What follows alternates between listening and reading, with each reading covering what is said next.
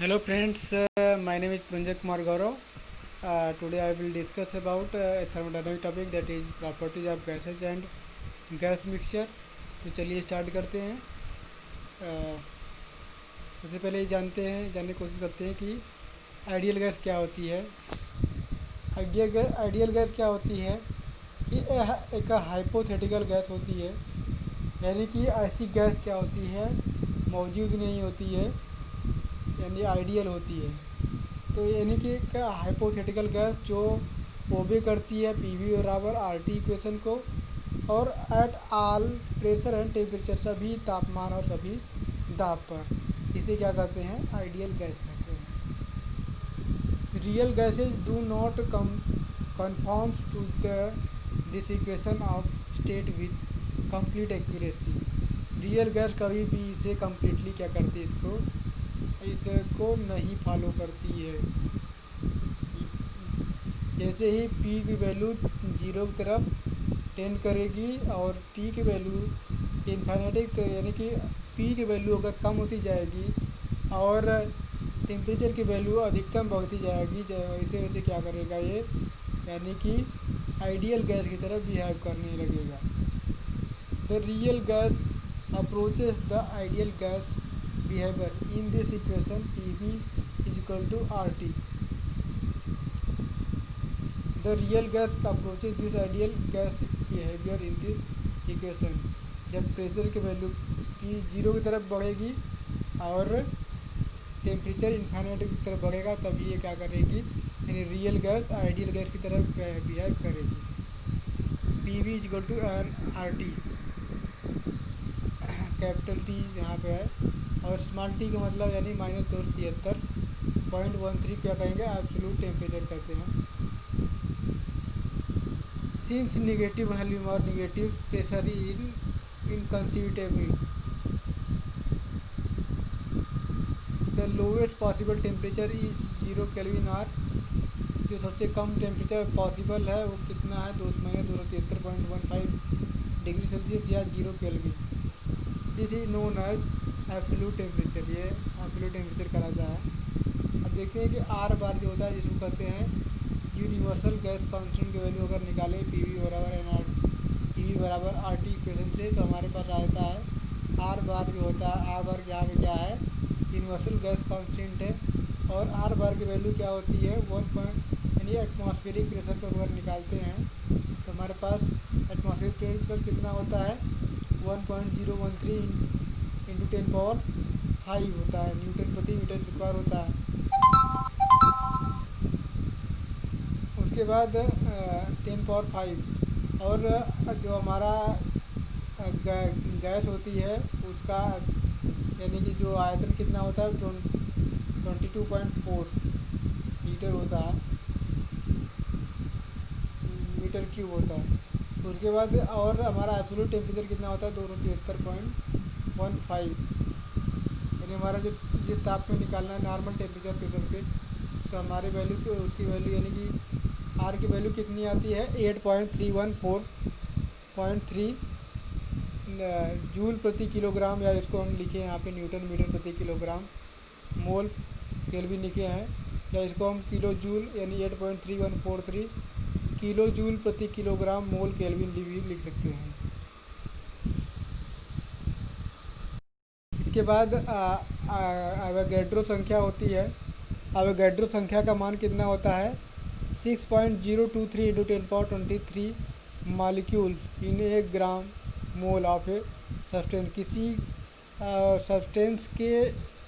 1 ग्राम मोल में 6.023 into 10⁻23 molecule होते हैं। इसे हम क्या कहते हैं, एवोगैड्रो नंबर भी कहते हैं। या इसका अगर यूनिट जो हम निकालते हैं मॉलिक्यूलर,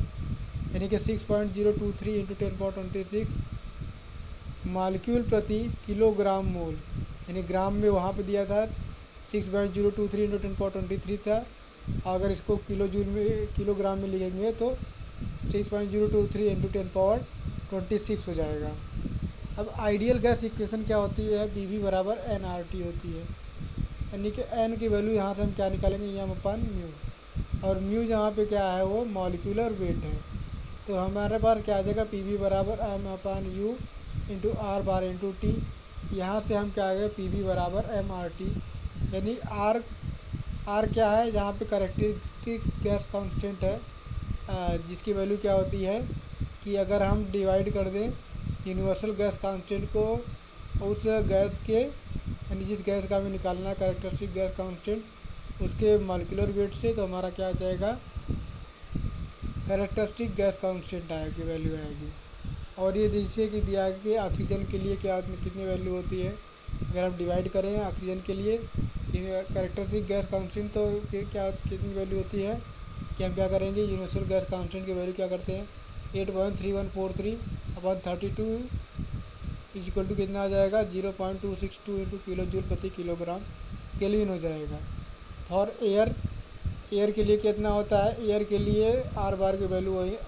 रहेगी 8.3143, और उसके लिए मॉलिक्यूलर वेट 28.96 लिखा जाता है, यस हम 29 भी लिख सकते हैं। तो इसके जो हम अगर कैलकुलेट करेंगे तो वैल्यू कितनी आएगी, 0.287 किलो जूल प्रति किलोग्राम केल्विन आएगी। In a kilogram mole of gas the total number of molecule N are, यानी total number of molecule N की वैल्यू क्या होगी, capital N is equal to N into A, यानी कि जितना kilogram मोल अगर जो सब्सटेंस मौजूद है या गैस मौजूद है उसमें अवोगाड्रो संख्या से निकालेंगे टोटल नंबर ऑफ मॉलिक्यूल निकल जाएगा। तो वहाँ से हमारे पास क्या जाएगा कि यानी कि अगर मान लीजिए हमारे पास अवोगाड्रो संख्या पता है और टोटल नंबर ऑफ मॉलिक्यूल पता है, तो हम वहाँ से क्या निकाल सकते हैं, कितने किलोग्राम मोल जो गैस हो मौजूद है। तो हमारे पास क्या आ जाएगा, N is equal to capital N upon A, और हमारे पास क्या आ जाएगा, एन अपान ए जो वैल्यू होती है उसी क्या कहते हैं, के कहते हैं। एन अपान ए की वैल्यू क्या कहते हैं, यानी N into R bar upon ए इंटू टी, और एन बाई ए की वैल्यू को ही क्या कहते हैं, हम बोल्ट्जमान कांस्टेंट कहते हैं, और उसी के वैल्यू क्या आती है, यानी कि एन के टी हम लिखते हैं, यानी कि एन अपान ए क्या होता है, बोल्ट्जमान कांस्टेंट हो, सॉरी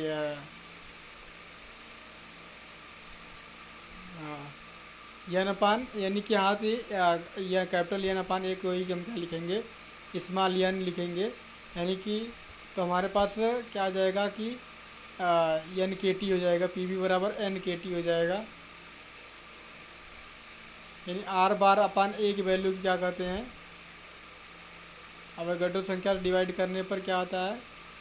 यानी कि हमारे पास आता है पी वी बराबर N capital N R bar upon A. तो आर बार यानी कि कैपिटल एन अपान ए की वैल्यू क्या होती है, स्मॉल एन, उसके बाद आर बार किसको रिप्लेस करेगा, के को, यानी के के स्थान पे किसके स्थान में आएगा, आर के स्थान पे आएगा, क्या आ जाएगा, पी वी बराबर एन के टी हो जाएगा। के कहाँ पे है, क्या है, बोल्ट्जमान कांस्टेंट, के की वैल्यू क्या हो जाएगी, आर अपान ए होती है, तो हमारे पास क्या आ जाएगा, 8314.3 अपान 6.023 इंटू 10⁻26, जिसकी वैल्यू हो जाएगी 1.38 इंटू 10⁻23 जूल प्रति मॉलिक्यूल केल्विन। तो हमारे पास क्या आ जाएगा, पी वी बराबर एम आर टी हो जाएगा, या इसको लिख सकते हैं कि P V equal to N R bar into T, यानी आर बार क्या होता है, यूनिवर्सल कांस्टेंट होता है, और कैपिटल आर केवल क्या होता है, कैरेक्टरिस्टिक गैस कांस्टेंट होता है। तो एन के टी क्या हो जाएगा, पी वी बराबर एन के टी, यानी हमारे पास तीन जो फार्मूला है, तीन फार्मूला है हमारे जो है ये हमारे ओवरऑल आते हैं। उसके बाद अब कुछ टॉपिक जो दिया गया है, specific heat, internal energy and enthalpy. तो सबसे पहले हम देखते हैं कि an ideal gas not only satisfies equation of state P V equal to N R T,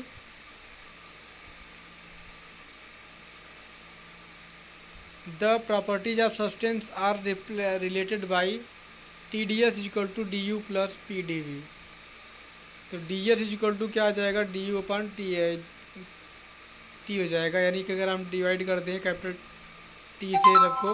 हमारे पास D S equal to D U upon T आ जाएगा plus P by T D V हो जाएगा। ये हमारा इक्वेशन फर्स्ट हो गया। और अब इसको क्या लिख सकते हैं कि यानी कि u है, यानी इंटरनल एनर्जी किसका फंक्शन है, t और v का।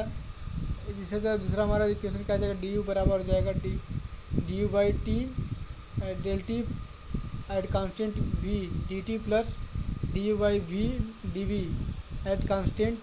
Temperature D V. D S बराबर हो जाएगा 1/t D U upon del U upon del T at constant v D T plus 1/t in the bracket D U by del V at constant t plus p bracket close into D V. तो हमारे पास क्या आ जाएगा, yes is the function of किसका है, T और we का, यानी टेम्परेचर और वॉल्यूम का। और हमारे पास क्या एक रिलेशन आएगा, D S equal to D S by D T at constant V T T plus D S by D V at constant T D V. हमारे पास इक्वेशन चौथा हो जाएगा, T S by D T V equal to 1/t del U by del T at constant V. ये equation 5 हो जाएगा। इसके बाद del S upon del V at constant T equal to 1/t del U by del V at constant T plus P. अब इसको क्या कर देंगे, अगर हमारा इक्वेशन क्या जगह अगर डबल इंटीग्रेशन इसको करते हैं तो क्या होता है, डबल डिफ्रेंशिएशन। तो डेल एस यानी इसको एक बार हम टी के सापेक्ष अगर डिफ्रेंशिएट कर दें तो हमारे पास क्या आ जाएगा कि del square S upon del T del V equal to 1/t del square U del T to del V. हमारे पास इक्वेशन आ गया। और इस इक्वेशन क्या अगर del square S upon del V del T equal to 1/t del square U upon del V del T plus 1/t del P upon del T at constant V equal to 1/t square del U upon del V at constant T minus P upon T square 1/t del square U upon del T into del V equal to 1/t del square U upon del V del T plus 1/t del P upon del T at constant P minus 1/t square del square del U upon del V at constant T minus P upon T square. या इसको लिख सकते हैं del U upon del V at constant T plus P equal to T del P by del T at constant V. तो हमारे पास क्या आ जाएगा, डेल पी वी बराबर आर टी वाला इक्वेशन लगाएंगे, हमारे पास v into del P upon del T at constant V equal to R आ जाएगा। और del P upon del T at constant V equal to R by V equal to क्या लिख सकते हैं, इसको पी अपॉन टी भी लिख सकते हैं। यानी कि इक्वेशन 7 और 8 को मिलाकर लिखने पर क्या आ जाएगा हमारे पास कि del U upon del V at constant T equal to 0 del U. Therefore, V does not change when V changes at constant temperature. Therefore, U does not change when V changes at constant temperature. Similarly, if U is equal to function of T and P, then del U by del P at constant T is equal to 0. U does not changes unless T changes. U तब तक नहीं change होगा जब तक, यानी कि इस equation से हमें पता चला कि then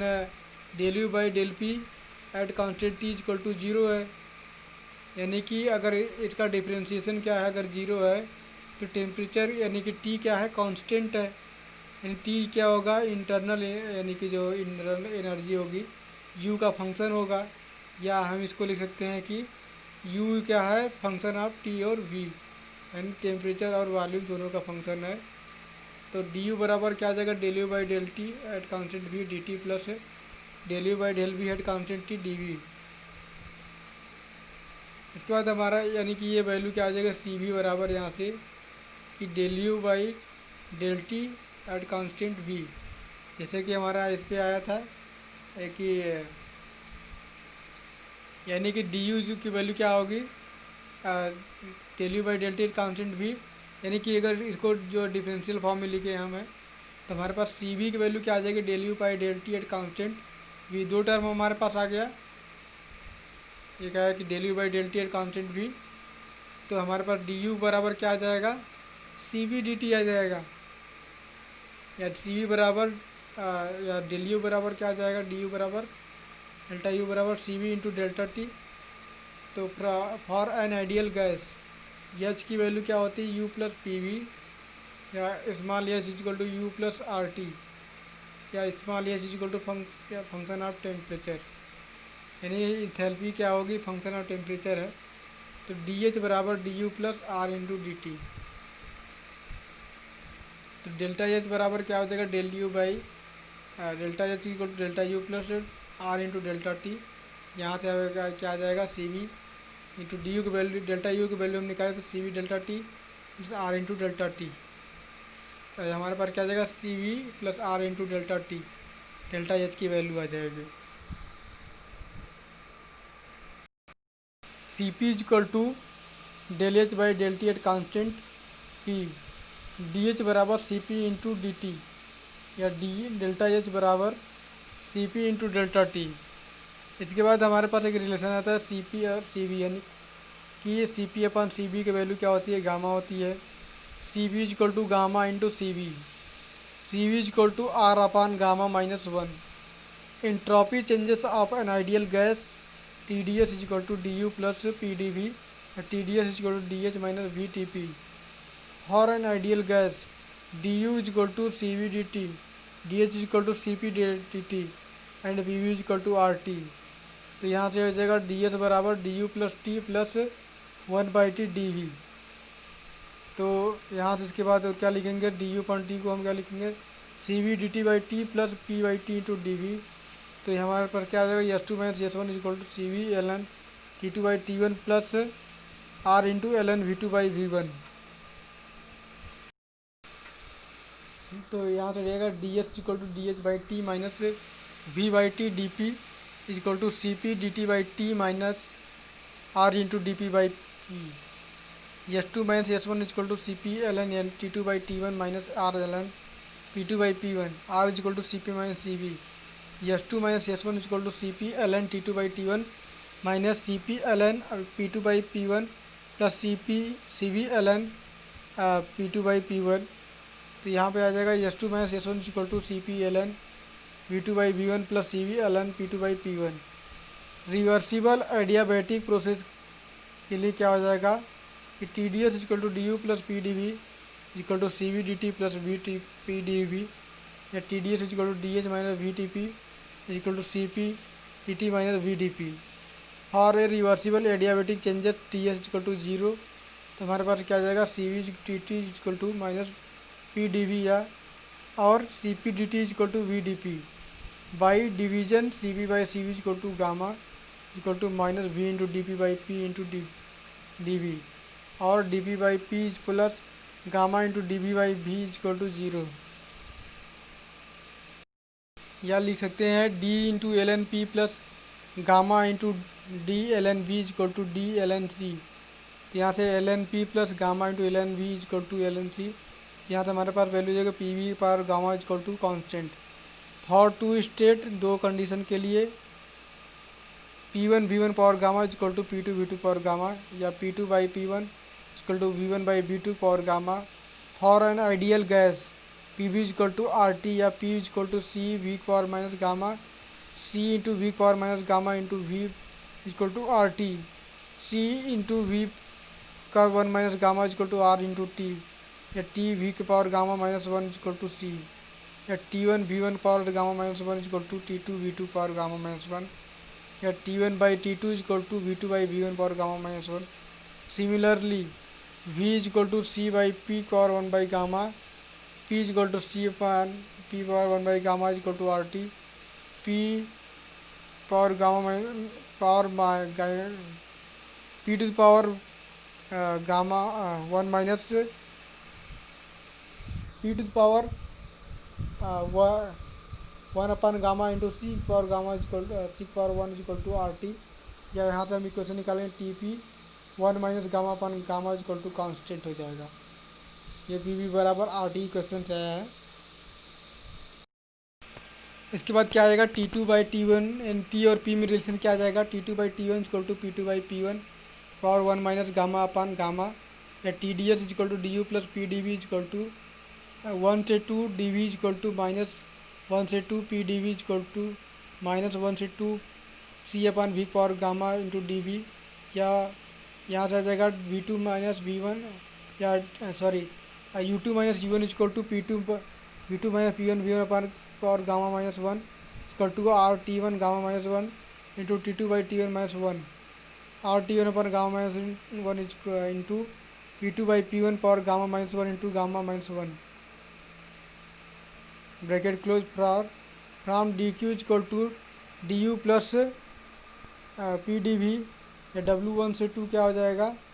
Yama R T one minus T two upon gamma minus one equal to M R T one upon gamma minus one. Reversible isothermal process के लिए क्या हो जाएगा, 1 से 2 D W equal to V one फिर से V two P D V, W equal to M R T L N P one by P two, Q one से two equal to M R T L N V two by V one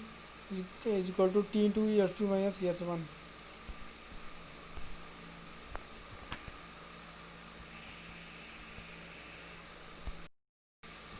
polytropic process के लिए क्या होगा, P one V one power